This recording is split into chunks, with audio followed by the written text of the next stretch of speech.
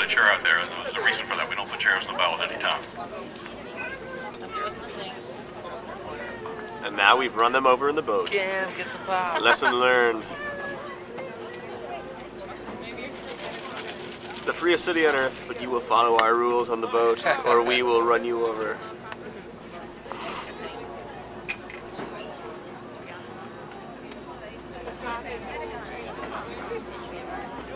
It's probably gilded.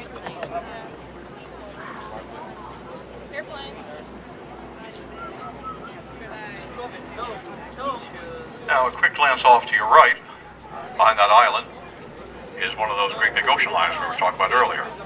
That's a cruise ship in town just for the day. It's one of the Princess Line ships. From here, I think it's the Grand Princess. Hard to see from here. There's a couple that look just like that. I think that's the Grand Princess. She came in this morning, offloading passengers. Right now, she's taking on passengers who will sail on the afternoon tide. Doesn't stay overnight.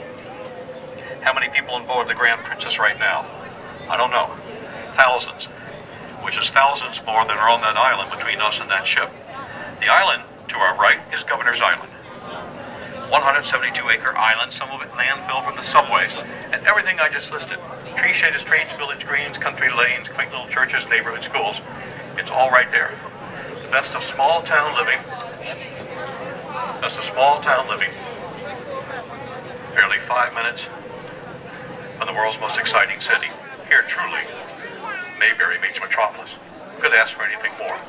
But there's something a bit spooky about the place, don't you think? Look closely now, before the Staten Island ferry blocks our view. You can scan the waterfront, use your binoculars, look down the streets, the schoolyards, soccer fields, playgrounds. Do you see anybody home? You don't. You won't. Except for a handful of security guards, maintenance personnel, and occasional tourists on the weekends. There isn't anybody on Governor's Island. It's a 172-acre ghost town. It's been that way now for the last 15 years. 1995, the joint was jumping. It was a Coast Guard station. Population 10,000 Coast Guardsmen and their families. The next year, the budget was cut. They were told to give something up. This is what they gave up. Left it empty and for sale. Asking price $500 million. Well, there were no takers.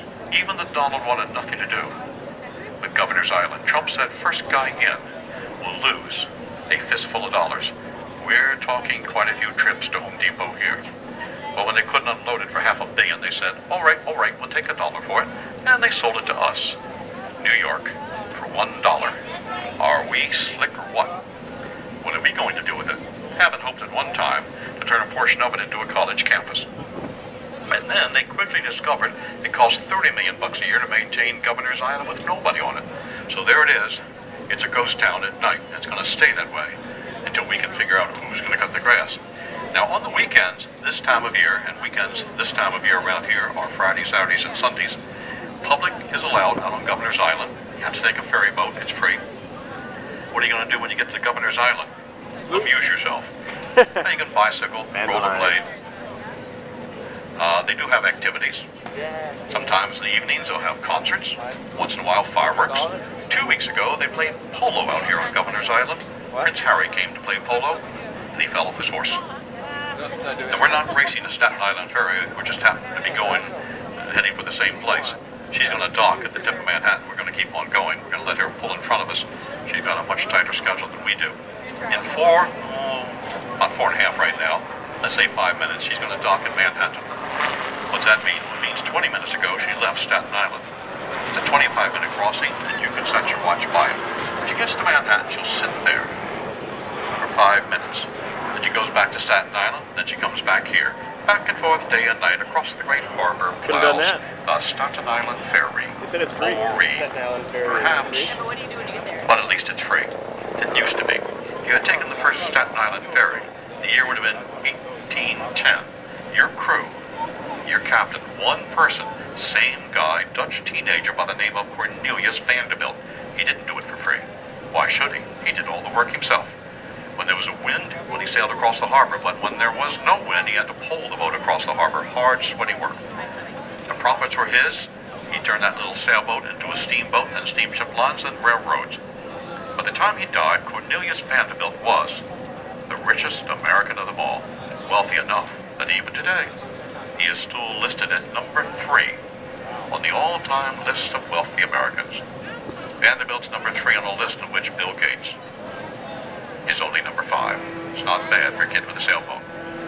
An old fort coming up on our right, Castle William, built in 1810, same year. Yeah, the brutal one who In anticipation of the War of 1812, which took place but not here. I don't know. British Navy never made it quite this far north as a Rockefellers out consequence. The lads at Castle William never got a chance to fire their cannon, which is about to be pointed right at us. I wouldn't worry. They have never fired it at anybody. By now, they have surely lost the owner's manual. Once we get past the Magic mug. we intend to take you on a sea cruise, an ocean voyage. Magic mug's been the highlight of the day. Wait a minute, says you. We didn't come on board here for no sea cruise. We only had 2 hours, and we didn't bring any clothes for dinner. Not to worry. We'll have you back on time. You can wear what you got on to dinner. You look great. So, what about this sea cruise? We see once we get past the cannon, we're in the East River, which, as it turns out, is not a river. It's a fake. East River is a tidal strait, a 14-mile-long arm of the sea. And as such, we now take you on a sea cruise. I wouldn't hold out too much hope for the midnight buffet. What's it good for, this fake river, this East River? Well, right now, we're using it to split Manhattan on the left from Brooklyn on the right. That would be Brooklyn to your right, and don't ignore it. If Brooklyn were a separate city, it used to be, it would today be the 4th largest in America, a rival to Chicago, hard on the heels of the Windy City. But since consolidation in 1898, an act of the state legislature up in Albany, a shotgun wedding you might say, Brooklyn has been merely one of 5 boroughs, counties you might say, that make up New York City. 5. Manhattan, Brooklyn, Queens, the Bronx, and Staten Island. Brooklyn brought the most to the table. Even today, 1 out of 3 New Yorkers live in Brooklyn. They don't work there, they work in Manhattan, but they go home at night to Brooklyn. They also brought some resentment. Many people in Brooklyn didn't care for consolidation, forced upon them a shotgun wedding. And for many years thereafter, old-timers went about calling consolidation the great mistake of '98. We should never have joined. Well, they're gone. And nobody alive today remembers when Brooklyn was in fact There's no cars a on there. separate city. It's all people. And it would have happened anyway. Yeah, no? Now that I think of it, it had already happened. You see, Yes. 15 years before that shotgun wedding, consolidation merely makes it legal. It would join New York and Brooklyn together for all time in a far more lasting, even intimate fashion. They do it when they complete work on that bridge dead ahead, that first bridge, that Brooklyn Bridge. Get your cameras, go downstairs, get a picture of the Brooklyn Bridge. Do it from here. Because of all the things you see on this cruise, all these world-famous landmarks, just might be that the Brooklyn Bridge is the most impressive thing you're going to see. Now you say, well, how could that be? It's a fine-looking bridge for sure. But what's so special about it? It just seems to fit in. It does now. And you can easily fall into a trap believing that the Brooklyn Bridge was built to fit the scale of this most heroic of cities. But you know what? You have it backwards. The city was built to fit the scale of this most heroic of bridges. When they start working the Brooklyn Bridge in 1869, there's nothing around here more than 4 This stories is all the high. financial stuff down here, right? Yeah, it's still Southern Tip. Wall Street and... Oh, no, that doesn't work. In that year, 1869, you could take a train from New York to San Francisco, across the continent. You couldn't take a train across this East River, not even a mile. Look for yourselves. But there were no bridges, and the experts were pretty certain that such a bridge was not even possible. Well, the experts are gone, and the bridge is still there. It's been there for 127 years. It'll be there a lot longer. Engineers have inspected the Brooklyn Bridge, wrapping it, tapping it, x-rayed it, sent divers down to the bottom to check the filings. They have announced that with a coat of paint. The bridge will last another century, and then they'll take another look at it. So a bridge which, when complete, was the greatest piece of engineering since the pyramids, may last nearly as long enough for us to sail under it twice.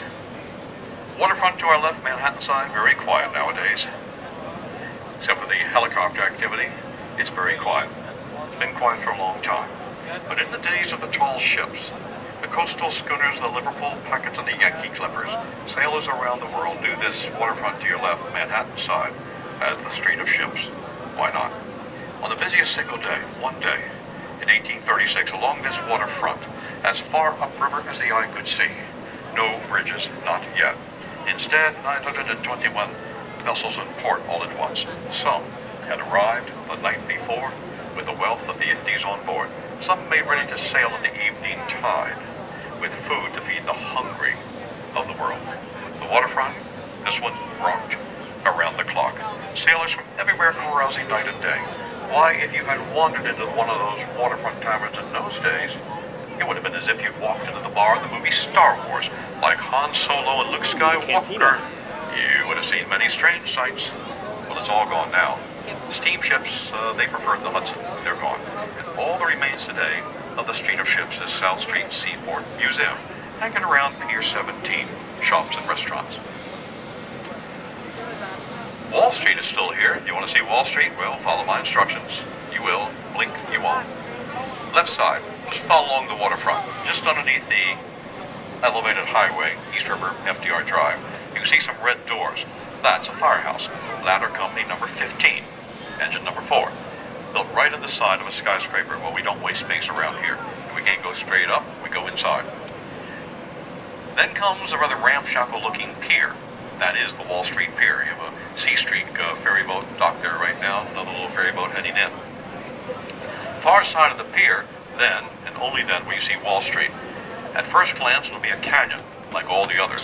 We got lots of canyons down here. But watch at the far side of the pier for the canyon with the church steeple at the top.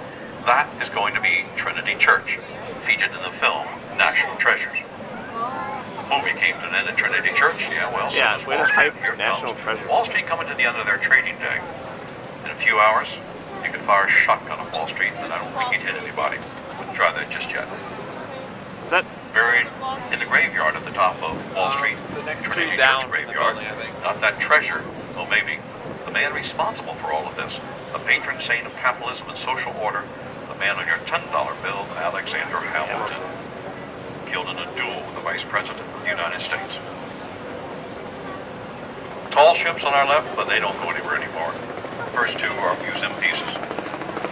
Wave Retreat and Peking, the one tied up at the end of Pier 17, it does go places, but not very far. Out to the statue, in fact. That's a little excursion clipper, called the Clipper City. And we have an assignment for you. Someday, one day, and this would be a good day, it's improving, take a walk across the Brooklyn Bridge. Yes, I said walk. The bridge coming up was built for pedestrians, horses and carriages, and trolleys. When they built the Brooklyn Bridge, So they had that's Wall never Street? seen an automobile. They knew nothing of it. Well, the automobile came soon enough, and today, on average, Yeah, that is Wall Street. 6,000 cars That's the cross the stock bridge. exchange with those No flags. trucks, no buses, 6,000 cars on average. But so do a lot of pedestrians. You'll have lots of company, commuters and sightseers. Yeah, it's Wall Street right What to there, do yeah. when you get to the Brooklyn side? Oh, there's a lot to do. Right beneath the bridge, snugged under the bridge, a famous pizza parlor, Grimaldi's.